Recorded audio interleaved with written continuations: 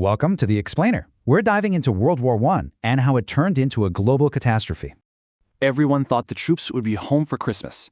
Boy, were they wrong.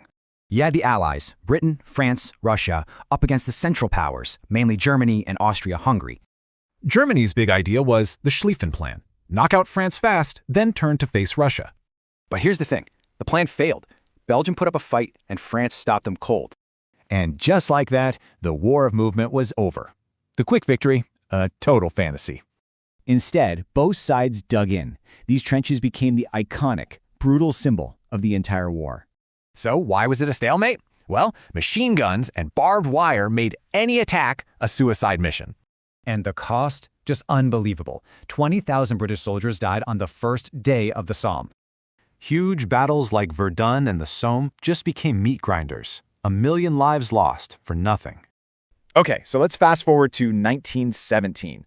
This is where things really start to shift. Russia, crippled by revolution, dropped out, but then the US jumped in, and that was huge.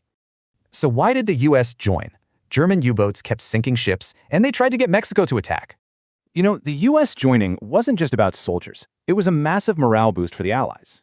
Germany tried one last big push in 1918. It failed, and that opened the door for the Allies.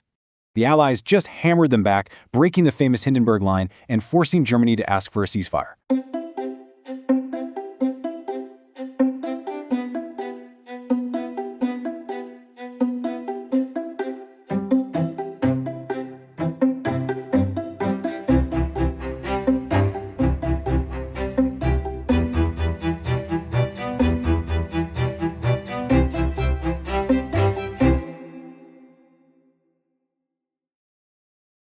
So the war was over, but now came the really hard part, making a lasting peace.